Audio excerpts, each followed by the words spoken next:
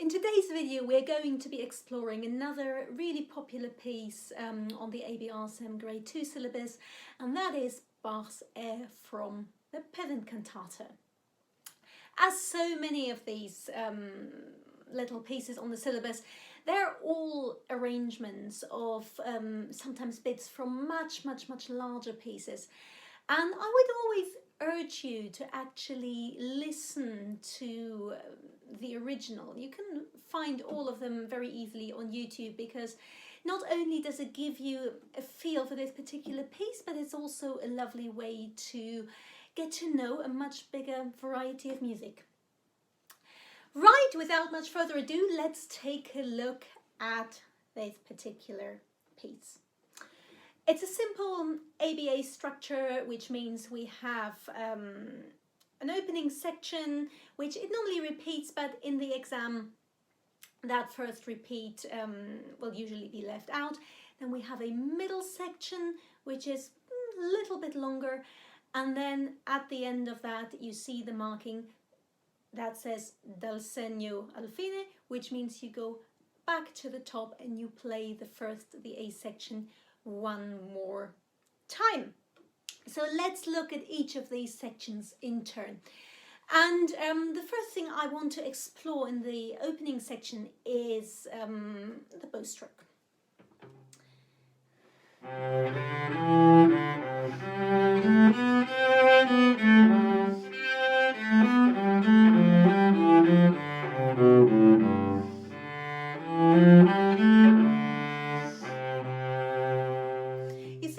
To be quite light, and we want to be able to move around really easily.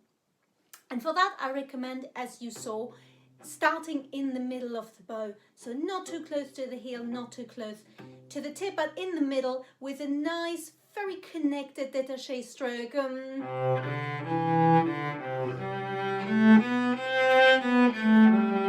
You can see all the parts of my arm really connecting to one another. Now, there is a very particular challenge in this piece, which students sometimes struggle with a little bit at the start. And that comes 3 times in bar 2, in bar 4 and in bar 5. And that is the 2 up bows. Yeah, where we've got...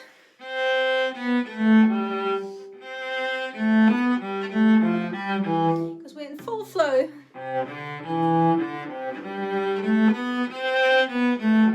Going back and forth, and all of a sudden that movement stops and you're required to do 2 up bows. Now, what I would recommend, because there is actually bowing wise quite a lot to pick apart in this first section, not least in bar 3, those string crossings.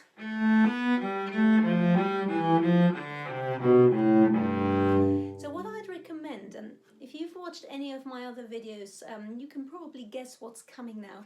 And that is, first of all, practice the right hand alone without the complications of the left hand. Yeah, so we're going to play the first half once without using the left hand whatsoever.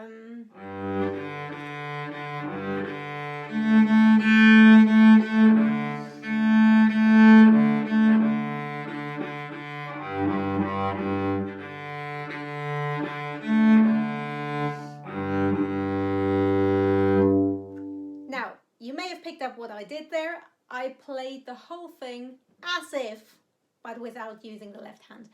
And what that does, it actually forces you to really think about which string your bow has got to be on at any given point and where your arm needs to be. And if you've never done that exercise, you may find it quite tricky. But I would urge you to persevere with it, because it's incredibly effective. So back to these 2 up bows. What I would say is the important thing here is that they often come out a little bit like that. And that's the last thing we want. So we want these 2 up bows, a stop between them, to be very soft. You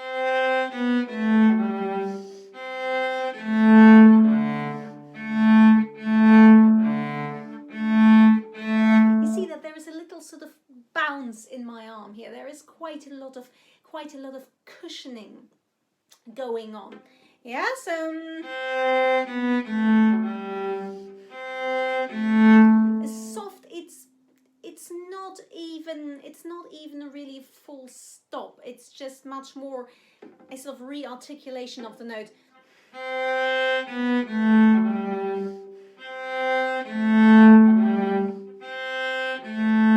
And indeed again in bar 4.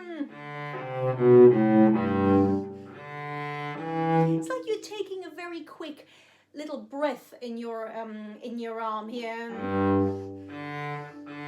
And I'd actually urge you to just practice that on the open string a little bit. Yeah, so ta, ta, ta, ta.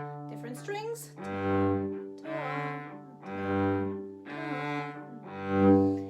So, and once you've worked with that a little bit, you will find those passages much easier. Now, back to the string crossings in bar 3. And the one thing I would say here is you want to make sure that you keep the crossing movements as small as you possibly can. So,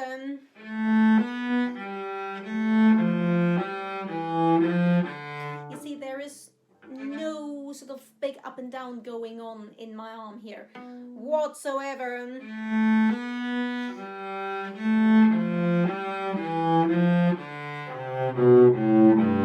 While you practice, look down towards the bridge, and what you should see is that your bow stays very, very, very close to both strings the whole time. Now let's take a little look at the middle section. And the first thing I would like to talk about here is the dynamics, because there is quite a large variety.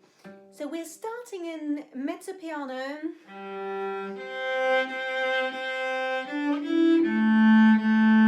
We go up to mezzo forte.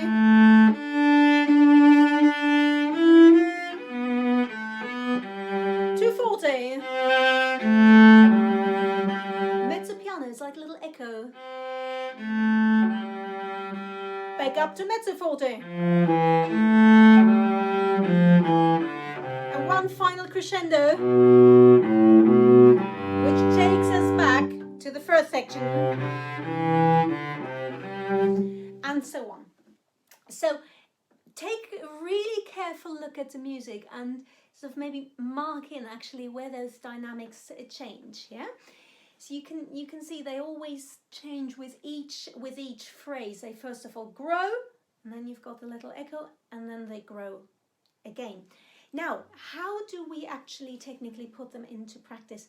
And what I would suggest here is that you don't so much use the pressure on the bow, but you just vary the amount of bow you use here. So starting again in the middle of the bow, not too much of it.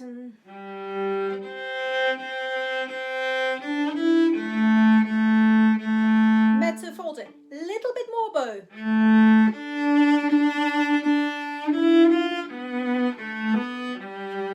Forte, more bow. Echo, much less. And grow again.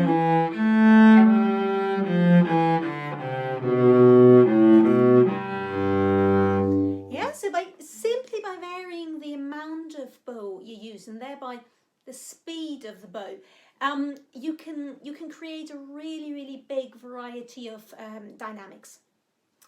One quick little comment about there are two shifts to fourth position and back down, both in this middle section. The first one,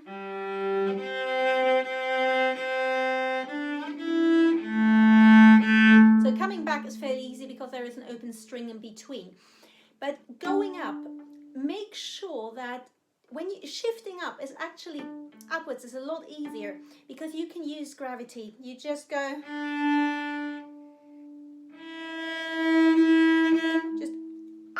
lock your elbow. Imagine there's a sort of little screw here, which you can tighten and loosen. And you loosen it, and you just let it go. Without any force behind it. Very often I see students sort of trying to force their arm up there, and it gives you that sort of horrible jerky sort of movement, which then of course you can hear, and it really interrupts a line. So practice really work on the quality of the movement. Stop the bow, consciously unlock your arm, and now just let it glide down without any panic. Yeah, and of course that happens again a couple of bars later.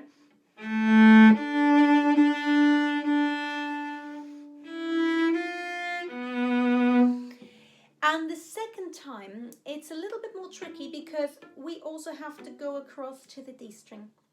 And what is incredibly important here, that the level of your arm is right, that you're not approaching fourth position, and that's something I see quite a lot of, sort of from behind the cello with a hand resting on the cello. That's a big no-no. No, you want your elbow to be away from the cello, out, completely clear of the instrument, and your fingers nicely aligned with the string, and that will enable you to go across and play really well in tune. If you would like to find out a little bit more about that, I will post a link below to another video, actually also a grade 2 one, the G major 2-octave scale, where I talk about that in great detail, so you can take a look at that. Now, I hope you will have fun practicing this piece. One thing I would say generally about using these videos is don't just watch it beginning to end and then hope that you'll remember everything, because there's too much detail. Really work with it in stages as I go along and explain each, saying stop a little bit, try that out, go on to the next bit, stop, try that out, and you will get much more out of it. So I hope this has been helpful, and as always, any questions, please post them below, and I would be really keen to see you for another one. So give us a like and subscribe to my channel, and I look forward to seeing you soon.